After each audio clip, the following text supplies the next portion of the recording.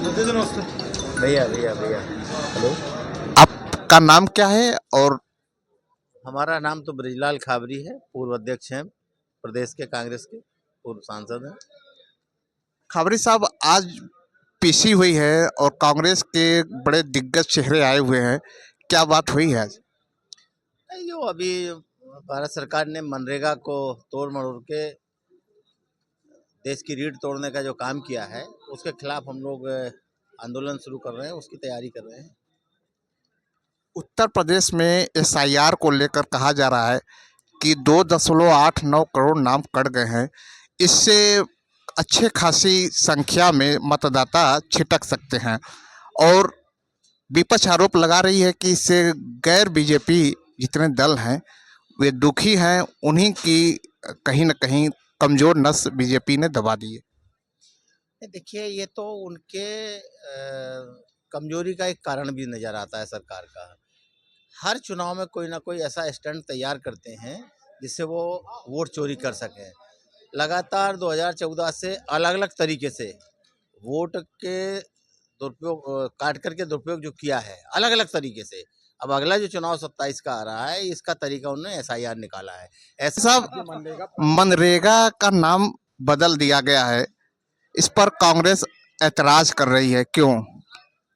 भाई, मनरेगा राष्ट्रपिता महात्मा गांधी जी के नाम से कांग्रेस ने शुरू किया था और भारतीय जनता पार्टी नाम बदलने में माहिर है। ये चलिए, नाम जो बदला है उसकी तो लड़ाई हम ले लें, लेकिन नाम के साथ साथ जो मजदूर है उनका अधिकार खत्म कर दिया है। जब यहाँ मनरेगा लागू हुआ था तो स्टेट गवर्नमेंटों का जो 10% फंड हुआ करता था, तब तो उसको वो सफल नहीं कर पा रहे थे हम।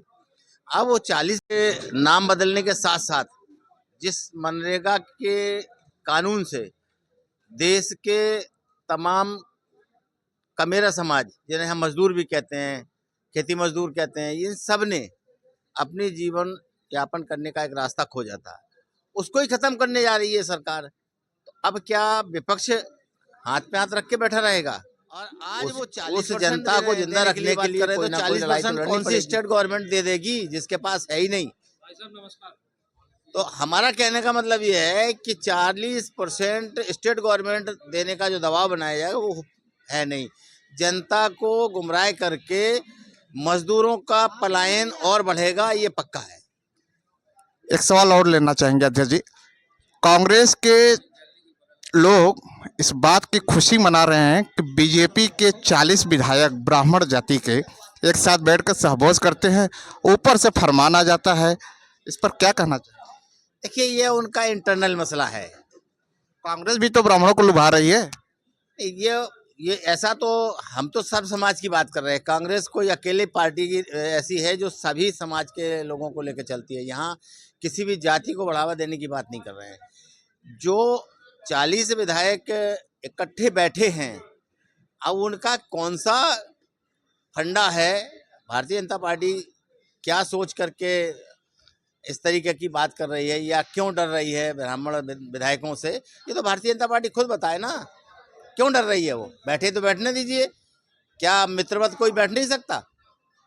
बैठ सकता है। 2027 के इलेक्शन को कैसे देख रहे हैं? सरकार कांग्रेस गठबंधन बनाएगा, भारतीय जनता पार्टी जाएगी।